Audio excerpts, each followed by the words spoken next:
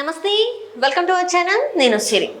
So ఇప్పుడు చూస్తున్నట్టయితే ఏపీలో ఇంతకుముందు వైసీపీ ప్రభుత్వం ఉన్నప్పుడు అయితే ఎన్టీఆర్ హెల్త్ యూనివర్సిటీని వైఎస్ఆర్ హెల్త్ యూనివర్సిటీగా మార్చడం చూసాం. అయితే ఇప్పుడు టీడీపీకి అక్కడ మెజార్టీ రాగానే మళ్ళీ అక్కడ టీడీపీ కార్యకర్తలు అయితే ఎన్టీఆర్ హెల్త్ యూనివర్సిటీగా మార్చడం జరిగింది. అయితే ఈ అంశాన్ని మనకు వివరించడానికి మనతో పాటు ఉన్నారు ప్రముఖ రాజకీయ విశ్లేషకులు సీతారత్న కుమారి గారు.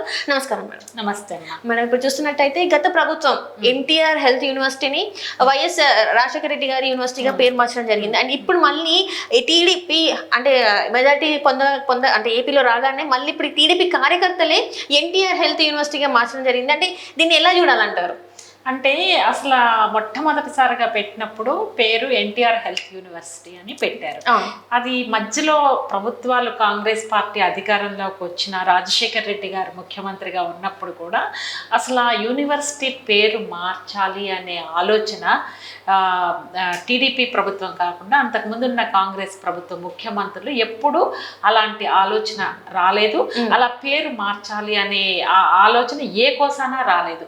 అంటే ఎన్టీఆర్ హెల్త్ యూనివర్సిటీ అని పేరు పెట్టడం ఎన్టీ రామారావు గారికి మనం ఇచ్చే విలువ, గౌరవం, రెస్పెక్ట్ అన్నీ కలిసి ఆ ఎన్టీఆర్ హెల్త్ యూనివర్సిటీ అని చెప్పి ఆ పేరుని ఆ రోజున అలా దాన్ని పెట్టారు.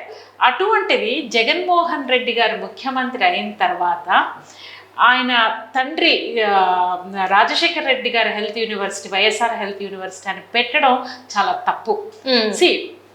ఇంకొక పెద్ద ప్రెస్టీజియస్ ఇన్స్టిట్యూట్ ఏదన్నా మీరు నిర్మించి దానికి రాజశేఖర రెడ్డి గారి హెల్త్ యూనివర్సిటీనో రాజశేఖర రెడ్డి గారి యూనివర్సిటీని అని పేరు పెడితే ప్రజలు ఎవ్వరికి అబ్జెక్షన్ ఉండదు, కోపం కూడా వచ్చేది కాదు. అలా కాకుండా ఒక విధంగా చెప్పాలంటే అవమానించినట్టు. ఎన్టీ రామారావు గారి అభిమానులు, ఆయనకి కోట్లల్లో ఉన్నారు అభిమానులు. ఎందుకంటే ఆయన టాప్ ఫిల్మ్ స్టార్. అది కాకుండా అప్రతిహతంగా రాజకీయాల్లో కూడా విజయం సాధించిన అద్వితీయమైన విజయాలు సాధించినటువంటి మహానాయకుడు నందమూరి తారక రామారావు గారు. అటువంటి మహోన్నతమైన వ్యక్తికి పేరు మీద ఉన్నటువంటి యూనివర్సిటీ పేరును మార్చడం జీర్ణించుకోలేకపోయారు. అంటే it's not easy to digest. అవమానకరంగా ఫీల్ అయ్యారు. మీరు కావాలంటే ఇంకొకటి పెట్టుకుని ఇంకొక పేరు పెట్టుకోవాలి, కానీ ఉన్నదాన్ని మార్చడం చాలా తప్పు కదా. జగన్మోహన్ రెడ్డి గారికి తెలుసో తెలియకో ఈ 5 సంవత్సరాల్లో అతిపెద్ద తప్పిదాల్లో ఆయన చాలా తప్పిదాలు చేశాడు. ఇది ఒక అతిపెద్ద తప్పిదం. ఈ రోజున రిజల్ట్స్ ఇంకా శాంతం ఫైనల్ కూడా కాకుండానే, అంటే ఆల్మోస్ట్ కూటమి అధికారంలోకి వచ్చేస్తుంది, అది 100%. బట్ ఫైనల్గా ఇంకా డిక్లేర్ అవ్వాలి కదా. దానికి ముందే టీడీపీ కార్యకర్తలు వైఎస్ఆర్సీపీ హెల్త్ యూనివర్సిటీ పేరు మార్చాలి అని ఒక డెసిషన్కి వచ్చి దాని మీద మాట్లాడుతున్నారంటే వాళ్ళల్లో ఎంత ఆవేదన ఉంది, వాళ్ళలో ఎంత బాధ ఉంది, వాళ్ళు ఎంత అవమానంగా ఫీల్ అయ్యారు పేరు మార్చినప్పుడు. ఇవన్నీ వాళ్ళల్లో ఉన్న బాధ ఈరోజు అధికారంలోకి వస్తున్నారు అని అనగానే పేరు మార్చి ఒరిజినల్గా ఎన్టీఆర్ హెల్త్ యూనివర్సిటీ పేరు పెట్టాలి అని ఒక డిమాండ్ చేయడం అనేది తెలుగుదేశం పార్టీ కార్యకర్తల దగ్గర నుంచి వస్తుంది.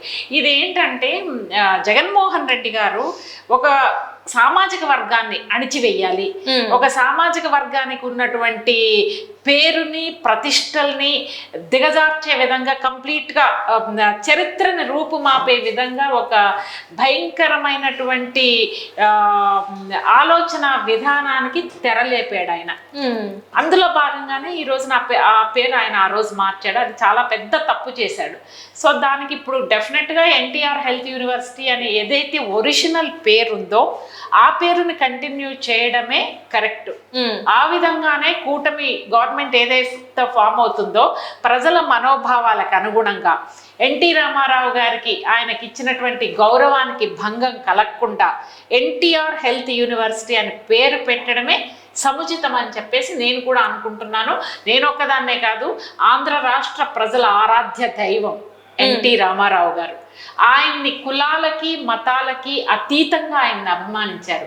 ఈ రోజున జగన్మోహన్ రెడ్డి గారు ఆంధ్ర రాష్ట్రాన్ని కులాల మధ్య చిచ్చులు పెట్టే విధంగా ఆయన రాజకీయం చేశారు.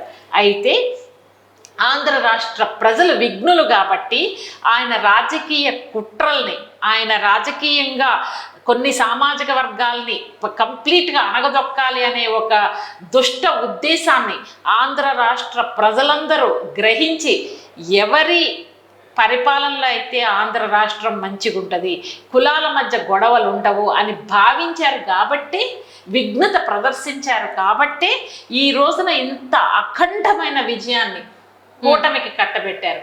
డెఫినెట్గా ఎన్టీఆర్ హెల్త్ యూనివర్సిటీ అని పేరు ఖచ్చితంగా మార్చాల్సిందే, ప్రజల మనోభావాల్ని గౌరవించాల్సిందే, అందులో డౌటే లేదు. అంటే ఇప్పుడు మనం చూసినా కూడా అంటే వైఎస్ఆర్ యూనివర్సిటీ అని పెట్టినా కూడా కేంద్రంలో పేరు ఇంకా చేంజ్ చేయాలి. జస్ట్ వీళ్ళు అంటే అది ఏదో కక్ష సాధింపు లాగా లేకపోతే ఇంకేదో మీ మీ మీ మీ పేర్లు ఎందుకు ఉంటాయి, మా పేర్లు ఉండాలి అన్నట్టుగా. అంటే ఈ 5 సంవత్సరాలు ఇదేనే కాదు, చాలా వరకు పేర్లు చేంజ్ చేశారు, చాలా వరకు అక్కడ అల్లర్లు కూడా చూసాం పేర్లు చేంజ్ చేసినప్పుడు. సో ఇవన్నిటికీ ఇంకా పులి స్టాప్ పడినట్టే అని అనుకోవాలి కదా మనం. డెఫినెట్గా అమ్మా, డెఫినెట్గా. ఎందుకంటే ఒక వర్గం, ఎస్పెషల్లీ ఆయన ఒక సామాజిక వర్గాన్ని దెబ్బతీయాలని చాలా తీవ్ర ప్రయత్నాలు చేశారు.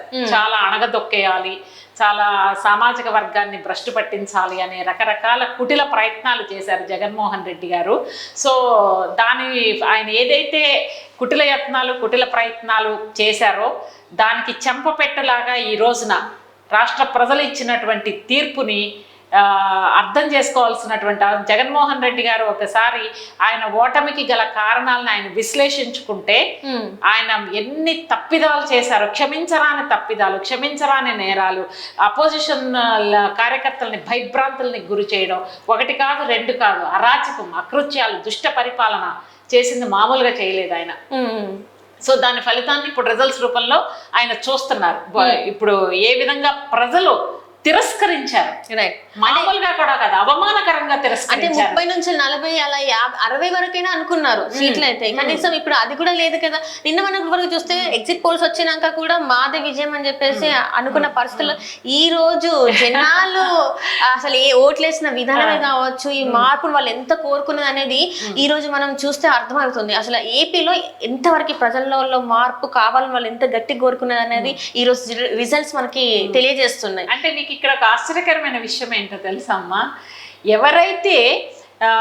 ఎవరైతే కొన్ని సామాజిక వర్గాలు బలంగా నా ఓటు బ్యాంకు, నాకు స్ట్రాంగ్ హోల్డ్ ఉంది అని జగన్మోహన్ రెడ్డి గారు భావించారో వాళ్ళు కూడా కూటమికి అయ్యబట్టి ఇంత మెజారిటీ వచ్చింది. అంటే రెడ్డి సామాజిక వర్గం అనేది వాళ్ళకి ఖచ్చితంగా ఉంటుందని అనుకున్నారు, కానీ ఈసారి చూసినట్టయితే రెడ్డి సామాజిక వర్గం టీడీపీ కూటమికి బలాన్ని ఇచ్చేటట్టు ఆ సైడ్ ఓట్స్ కూడా కూటమికి పడిపోయినాయి. అసలు దీన్ని అసలు జగన్మోహన్ రెడ్డి గారు ఊహించి ఉంటారంటారు అసలు?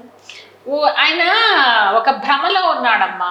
ఆయనకున్న సర్వే రిపోర్ట్స్ యాక్చువల్గా కూటమి అధికారంలోకి వస్తుంది అని సర్వే రిపోర్ట్స్ తెలిసినా బహుశా జగన్మోహన్ రెడ్డి గారి యాటిట్యూడ్కి భయపడి మీరే వస్తున్నారని చెప్పారేమో మరి.